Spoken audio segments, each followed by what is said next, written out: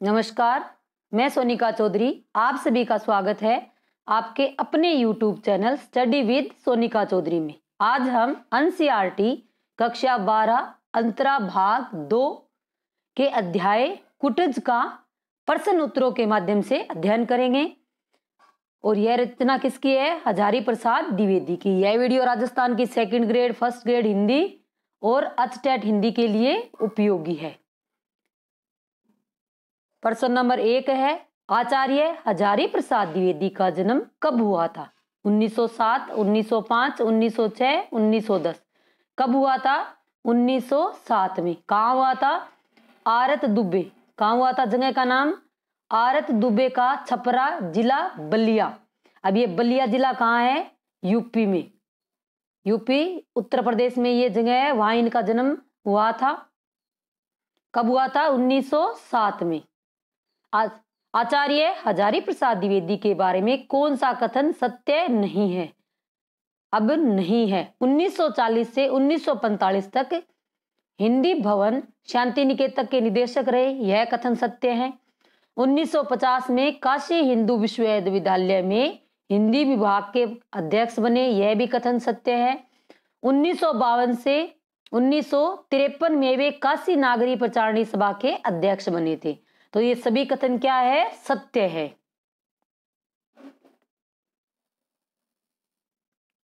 आचार्य हजारी प्रसाद द्विवेदी को किस साहित्य कृति पर साहित्य अकादमी पुरस्कार मिला था? यानी किस कृति पर मिला था? यहाँ ये थोड़ी सी टाइपिंग मिस्टेक हो गई है।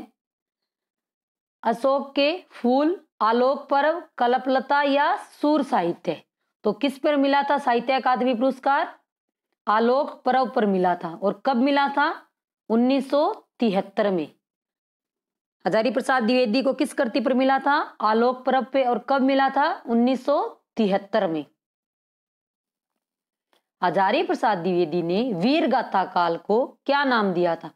यानी जो हिंदी साहित्य का इतिहास है वो 4 भागों में विभाजित है। तो वीर गाथा काल नाम किसने दिया था? रामचंद्र शुक्ल ने। किसने दिया था? रामचंद्र शुक्ल ने। लेकिन इन्होंने इस नाम को स्वीकार नहीं किया, इन्होंने फिर अलग से नाम दिया। क्या नाम दिया था? वीरकाल, आदिकाल, आदिकाल की भूमिका। तो क्या नाम दिया था? आदिकाल। आदिकाल नाम किसने दिया था? हजारी प्रसाद द्विवेदी ने। और वीर गाथा काल किसने कहा था? रामचंद्र शुक्ल ने। आचार्य हजारी प्रसाद द्विवेदी की रचना हिंदी साहित्य उद्भव एवं विकास रचना कब प्रकाशित हुई थी? ये इनकी रचना है हिंदी साहित्य उद्भव एवं विकास। ये कब प्रकाशित हुई थी? 1952, 53, 54 या 55। तो कब हुई थी? 1952 में ये प्रकाशित हुई थी। निम्नलिखित में से आचार्य हजारी प्रसाद द्विवेदी की रचना कौन सी नहीं है? जब भी आप ये प्रश्न ऐसे करें तो नहीं है तो उसको पहले अंडरलाइन कर लिया करें। हिंदी साहित्य की भूमिका 1940, हिंदी साहित्य का आदिकाल 1953, धुंध से उड़ती धुन और आलोक पर्व। तो इनका कौन सा नहीं है? धुंध से उड़ती धुंध। यह किसका है? निर्मल वर्मा का यात्रा वृत्तांत है। यह रचना किसकी है? निर्मल वर्मा की। और किस विधा की रचना है? यह एक यात्रा वृत्तांत है, धुंध से उड़ती धुंध। नेक्स्ट है, निम्नलिखित में से हजारी प्रसाद द्विवेदी का उपन्यास कौन सा नहीं है? कौन सा नहीं है? चारू, चंद्रलेख, बाण भट्ट की आत्मकथा, अनामदास का पोथा, अशोक के फूल। तो कौन सा इनका उपन्यास नहीं है? अशोक का फूल इनका उपन्यास नहीं है। अशोक का फूल क्या है? एक निबंध है। अशोक का फूल क्या है? एक निबंध। और बाकी सब इनके क्या है? उपन्यास है। नेक्स्ट है, निम्नलिखित में से कौन सा हजारी प्रसाद द्विवेदी का आलोचनात्मक ग्रंथ नहीं है? इन्होंने काफी आलोचनात्मक ग्रंथ लिखे हैं, उनमें से कौन सा नहीं है? सूर साहित्य, कल्पलता, कालिदास की लालित्य योजना, हिंदी साहित्य की भूमिका। तो इनमें से कौन सा नहीं है? कल्पलता नहीं है। कल्पलता क्या है? एक निबंध है। और बाकी सब क्या है, इनकी प्रसिद्ध आलोचनाएं हैं।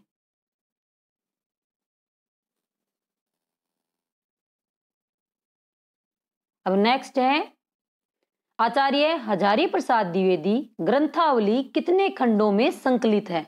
अब कितने खंडों में संकलित है? 10 खंडों में, 11 खंडों में, 12 या 13 खंडों में? तो कितने खंड है इनकी जो ग्रंथावली है? 11 खंड है उसके। कितने खंड है? 11 खंड है। नेक्स्ट है, भारत का लोकनायक वही हो सकता है जो समन्वय करे। भारत का लोकनायक कौन हो सकता है? वही हो सकता है जो समन्वय करे। हजारी प्रसाद द्विवेदी ने यह कथन किसके बारे में कहा है? जो बांटे नहीं बल्कि क्या करे, समाज को समन्वित करे। सूरदास, तुलसीदास, केशवदास या रामचंद्र? तो यह कथन किसके लिए आया है? तुलसीदास जी के लिए कहा था कि तुलसीदास जी क्या है? लोकनायक है। आदिकाल को अत्यधिक विरोधों एवं व्याघातों का युग किसने कहा था? अब किसने कहा था? रामचंद्र शुक्ल, नगेंद्र, हजारी प्रसाद द्विवेदी। तो अत्यधिक विरोधों एवं व्याघातों का युग आदिकाल को किसने कहा था? हजारी प्रसाद द्विवेदी जी ने कहा था। नेक्स्ट है, आचार्य हजारी प्रसाद द्विवेदी ने आदिकाल की समय सीमा कब से कब तक निर्धारित की थी? आदिकाल जो अपना हिंदी साहित्य का इतिहास है वो कितने कालखंडों में विभाजित है? 4 कालखंडों में। तो सबने इनकी जो सीमा बताई थी, जैसे आदिकाल, भक्तिकाल, रीतिकाल और आधुनिक काल। तो आचार्य हजारी प्रसाद द्विवेदी ने आदिकाल की समय सीमा कितनी बताई है? 1000 से 1400 तक, यानी 1000 से 1400 ईस्वी तक इनकी समय सीमा बताई है आदिकाल की। ये पहले तो पाठ परिचय से संबंधित प्रश्न हो गए, अब किससे संबंधित है? पाठ से, लेखक परिचय से। और अब किससे? पाठ परिचय और जो हमारा पूरा अध्याय है उससे संबंधित प्रश्न है। कोई गलती हो तो कमेंट बॉक्स में जरूर बताएं। अगर वीडियो अच्छा लग रहा है तो लाइक करें और शेयर करें। पाठ्य पुस्तक में संकलित कुटज की विधा क्या है? अब जो ये कुटज हमारा अध्याय है उसकी विधा क्या है? यात्रा वृत्तांत, उपन्यास, कहानी या निबंध? कुटज क्या है? निबंध है। किसका? हजारी प्रसाद द्विवेदी का। अब कुटज क्या है? बार बार इसे पूरा लेसन पढ़ना, बार बार में सब जगह कुटज कुटज कुटज के बारे में ही बताया है। कुटज क्या है? जंगली घास है, जंगली जानवर या जंगली पौधा है? तो यह क्या? एक जंगली पौधा है। इसमें स्वावलंबन है, आत्मविश्वास है और विषम परिस्थितियों में भी शान के साथ जीने की क्षमता है। यह सभी गुण किसके बताए हैं? कि स्वावलंबन भी है, आत्मविश्वास भी है और विषम परिस्थितियों में भी यह शान के साथ जीने की क्षमता रखता है। लेखक के लिए, कालिदास के लिए या कुटज के लिए? तो यह पंक्ति किसके लिए आई है? कुटज के लिए आई है। अब नेक्स्ट है, कुटज अध्याय में पृथ्वी का मानदंड किसे कहा है? कुटज को, लेखक को, हिमालय को? पृथ्वी का मानदंड किसको कहा है? हिमालय को कहा है। कुटज निबंध का मूल प्रतिपाद्य क्या है? सामान्य वस्तु में विशेष वस्तु से कम गुण होते हैं, विशेष वस्तुएं विशेष परिस्थितियों पर ही निर्भर करती है, या सामान्य से सामान्य वस्तु में भी विशेष गुण हो सकते हैं। यानी इस निबंध का मूल प्रतिपाद्य क्या है? कि सामान्य से सामान्य वस्तु में भी विशेष गुण हो सकते हैं। अब कहते हैं ना, जहां सुई काम आती है वहां तलवार क्या काम करेगी? तो वही है कि प्रत्येक वस्तु का अपना एक गुण होता है। कुटज अध्याय में शोभा निकेतन किसे कहा गया है? अब कुटज अध्याय में शोभा निकेतन किसी के लिए शब्द यूज हुआ है, तो किसे कहा है? कुटज को, कुटज के फूल को या पर्वतों को? शोभा निकेतन किसको कहा है? पर्वतों को कहा गया है। अब नेक्स्ट प्रश्न है, कुटज अध्याय में ये हो गया। कुटज अध्याय में शिवालिक श्रृंखला में शिवालिक का क्या अर्थ है? हिमालय के बारे में कहा गया है, पर्वतों को, या शिव की जटाओं के समान और शिव के अलग के समान? शिवालिक का क्या अर्थ है? शिव की जटाओं के समान। नेक्स्ट प्रश्न है, कुटज अर्थात कूट से पैदा हुआ। यहाँ कूट शब्द किसका अर्थ है? पौधा, फूल, पेड़ या घड़ा या घर। यानी कूट किसको बोलते हैं? घड़ा को। अब क्या कहते हैं? कूट से पैदा हुआ। एक ऋषि है, उनको कहते हैं वो कूट से पैदा हुए। तो कौन से ऋषि है? अगस्त्य ऋषि। कौन से ऋषि? अगस्त्य ऋषि है, तो उनको क्या कहा जाता है? कूट कहा जाता है। कुटज का अध्याय में लेखक ने उजाड़ का साथी किसे कहा है? अब एक किसी एक को उजाड़ का साथी कहा है, पर्वत को, जानवर को या कुटज को? उजाड़ का साथी कौन है? कुटज स्वयं है। यानी यह जो पौधा है वो पहाड़ों के बीच में उगता है और इसको जल, पानी वगैरह की जरूरत नहीं पड़ती है, पर्वतों से ही जल सींच लेता है, तभी इसको कहा है गाड़े का साथी। नेक्स्ट है, कुटज अध्याय के अनुसार भारतीय पंडितों का सैकड़ों बार का कचारा निचोड़ा प्रश्न सामने आया। अब कचारा निचोड़ा कौन सा प्रश्न सामने आया? रूप मुख्य है या नाम? नाम बड़ा है या रूप? पद पहले है या पदार्थ? सभी प्रश्न पंडितों के सामने आए हैं। पंडित क्या कहते हैं कि रूप मुख्य है या नाम बड़ा है या रूप, पद पहले है या पदार्थ? ये सभी प्रश्न इनके दिमाग में आए हैं। नेक्स्ट है, कालिदास ने आषाढ़ से प्रथम दिवसे रामगिरी पर यश को जब मेघ की अभ्यर्थना के लिए नियोजित किया तो वहां कौन से फूलों से अंजलि देकर ही संतोष करना पड़ा? यानी वहां और किसी का फूल नहीं था, तो इसी के फूल से क्या हुआ? अंजलि दे के संतोष करना पड़ा। किसके फूलों से? चंपक के, बकुल के, मल्लिका के या कुटज के? तो किसके? कुटज के फूलों से उसको क्या करना पड़ा? संतोष करना पड़ा।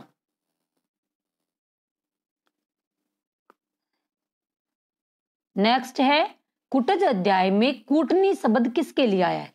कालिदास के लिए, रानी के लिए या दासी के लिए या कुटज के लिए? अब कूटनी किसको कहा गया है? एक दासी को कहा गया है। किसको कहा गया है? दासी को कहा गया है। अब कूटनी क्या होती है? जो गलत ढंग की दासी होती है। क्या होती है? जो गलत ढंग की दासी होती है उसको क्या कहते हैं? कूटनी कहा गया है। और एक शब्द और आया है इसमें, कूटकारिका। क्या नाम आया है? कूटकारिका और कूटहारिका। कूटकारिका और कूटहारिका नाम भी आया। ये कौन है? जो घर का काम करती है उनको क्या कहा जाता है? कूटकारिका और कूटहारिका कहा जाता है। और जो कूटनी एक गलत तरह की दासी होती है उसको कहा जाता है। कुटज अध्याय में किसे दासी पुत्र कहा है? अब किसे कहा है? अगस्त्य ऋषि, नारद जी, कालिदास। तो किसको कहा है? नारद जी को। अगस्त्य ऋषि को कूट कहा जाता है। कूट का मतलब यानी घड़े से उत्पन्न हुआ। तब लेखक क्या कहता है कि घड़े से तो कोई उत्पन्न क्या होगा? किसी दासी का ये पुत्र हो सकता है। तो दासी का पुत्र जैसे नारद है वैसे ही कौन हो सकता है? अगस्त्य मुनि भी, अगस्त्य ऋषि भी दासी पुत्र हो सकते हैं। तब ये कहा था कि नारद भी क्या है? एक दासी पुत्र है। कुटज अध्याय के अनुसार सिल्वा लेवी यह कह गए हैं कि संस्कृत भाषा में फूलों, वृक्षों और खेत बागवानी के अधिकांश शब्द किस भाषा के आए? जो एक ये भाषाविद है, कौन है? सिल्वा लेवी। इन्होंने क्या कहा है? जब फूलों और वृक्षों के बागवानी शब्द आए वो किस भाषा परिवार के हैं? भारोपीय भाषा परिवार, आग्नेय भाषा परिवार, यूरोपीय भाषा परिवार। तो किस भाषा परिवार के हैं? आग्नेय भाषा परिवार के ये सारे शब्द है। और आग्नेय भाषा परिवार को एक शब्द और बोला जाता है, एस्ट्रो एशियाटिक भाषा। एक तो कौन सी आ गई? आग्नेय भाषा। एक कौन सी आ गई? एस्ट्रो एशियाटिक भाषा। दोनों एक ही नाम है, कुटज। कुटज अध्याय के अनुसार किस ऋषि को कुटज कहते हैं? अब किस ऋषि को कुटज कहा जाता है? कालिदास को, अगस्त्य मुनि को, नारद मुनि को या इनमें से कोई नहीं? कुटज अध्याय में कुटज किसको कहा जाता है? अगस्त्य ऋषि को। अब कुटज का मतलब क्या था? यही क्या घड़ा। तो घड़े से तो क्या उत्पन्न हुआ होगा? किसी दासी का पुत्र होगा। तब इसको क्या कह दिया? ये क्या कुटज है। अध्याय में श्रव्यग्राही भाषा कौन सी मानी गई है? यानी कि अध्याय में एक उल्लेख है कि यह भाषा श्रव्यग्राही है। श्रव्यग्राही यानी सभी को ग्रहण करना, हिंदी, अंग्रेजी, संस्कृत। तो श्रव्यग्राही भाषा कौन सी है? संस्कृत भाषा श्रव्यग्राही भाषा है। नेक्स्ट है, दुनिया है कि मतलब से मतलब है, रस चूस लेती है, छिलका और गुंठली फेंक देती है। कुटज अध्याय में यह पंक्ति किसके लिए आई है? कालिदास के लिए, रहीम के लिए या अगस्त्य मुनि के लिए? यह आई है रहीम जी के लिए। किसके लिए आई है? रहीम जी के लिए। कि एक बादशाह ने तो आदर से बुलाया, फिर दूसरे ने फेंक दिया, फिर भी रहीम का मान कम नहीं हुआ। यानी ये रहीम कौन थे? जो अकबर के जो संरक्षक थे बैरम खां, उनके बेटा था ये रहीम, जिनको खाना की उपाधि दी थी ना वो। तो रहीम को अकबर के समय इनका पूरा मान सम्मान होता था, लेकिन जो जहांगीर की पत्नी कौन थी? नूरजहां ने इनको क्या किया? हाथी के सामने फिंकवा दिया और मरवा दिया। इसलिए ये पंक्ति आई है कि दुनिया है कि मतलब से मतलब रखती है, रस चूस लेती है और छिलका और गुंठली फेंक देती है। तो यह पंक्ति किसके लिए आई है? रहीम के लिए आई है जी। रहीम को क्या खाना के नाम से भी जानते हैं। आत्मनस्तु कमाए सर्व प्रियम भवंती अध्याय में यह पंक्ति किसने कही है? नारद मुनि ने, याज्ञवल्क्य ने, कालिदास ने या रहीमदास ने? यह किसने कही है? याज्ञवल्क्य ने। क्या पंक्ति है? आत्मनस्तु कमाए सर्व प्रियम भवंती। अब ये ये याज्ञवल्क्य ने किससे कही थी? अपनी पत्नी से कही थी। किससे कही थी? अपनी पत्नी से कही थी। तो इसने अपनी पत्नी को समझाया था कि सब कुछ स्वार्थ के लिए है, का जो भी रिश्ते नाते हैं सब किसके लिए है? स्वार्थ के लिए। पुत्र के लिए पुत्र प्रिय नहीं है और पत्नी के लिए पत्नी प्रिय नहीं है। ये पंक्ति अध्याय में दी गई है कि सब क्या है? स्वार्थ के साथी है। दुख और सुख तो मन के विकल्प है। यह कथन किसका है? रामचंद्र शुक्ल का, हजारी प्रसाद द्विवेदी का, नगेंद्र का या इनमें से कोई नहीं? दुख और सुख तो मन के विकल्प है, ये कथन किसका है? हजारी प्रसाद द्विवेदी जी का ये प्रसिद्ध कथन है जो इस अध्याय में आया है।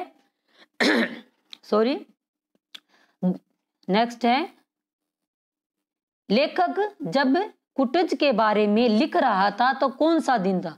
लेखक जब इस अध्याय को लिख रहा था उस दिन कौन सा दिन था? जुलाई का प्रथम, जुलाई का दूसरा या तीसरा या चौथा? तो उस दिन जुलाई का कौन सा दिन था? प्रथम दिन था। बागन बीच बीच देखिए तो सेहुड़ पंक्ति किसकी है? इस अध्याय में ये पंक्ति आई है, बागन बीच बीच देखिए तो सेहुड़ पंक्ति किसकी है? तो यह पंक्ति किसकी है? रहीम जी की। किसकी पंक्ति है? रहीम जी की। अब आप सभी के लिए एक प्रश्न है कि आचार्य हजारी प्रसाद द्विवेदी को किस कृति पर साहित्य अकादमी पुरस्कार मिला था और कब मिला था? वीडियो अच्छा लगा है तो लाइक करें और चैनल को सब्सक्राइब भी करें और कमेंट बॉक्स में आंसर जरूर दें और पास में जो बेल आइकन है उसको भी प्रेस करें। शब्दार्थ और टिप्पणी में कौन सा सुमेलित नहीं है? जब अध्याय कंप्लीट होता है तो उसके पीछे शब्दार्थ और टिप्पणी दी होती है, वो भी आप ध्यान से पढ़ें क्योंकि उनसे भी कई बार प्रश्न पूछे जाते हैं। सतबक फूलों का गुच्छा, विजिता तपा धूप को दूर करने वाली। विजिता तपा किसको कहा गया है? जो धूप को दूर करती है। एक है अनत्युच्च जो बहुत ऊंचा न हो, और दुरंत जिसको पार पाना सरल हो। तो कौन सा सुमेलित नहीं है? दुरंत। इसका अर्थ क्या होता है? जिसको पार पाना कठिन हो, न कि सरल। दुरंत किसको बोलते हैं? जिसको पार पाना कठिन हो। और सतबक क्या होता है? फूलों का गुच्छा। और विजिता तपा किसको कहते हैं? धूप को दूर करने वाली। और ये अनत्युच्च क्या होता है? जो बहुत ऊंचा न हो। अगर वीडियो अच्छा है लाइक करें, शेयर करें और चैनल को सब्सक्राइब करें। आज की वीडियो में इतना ही। धन्यवाद।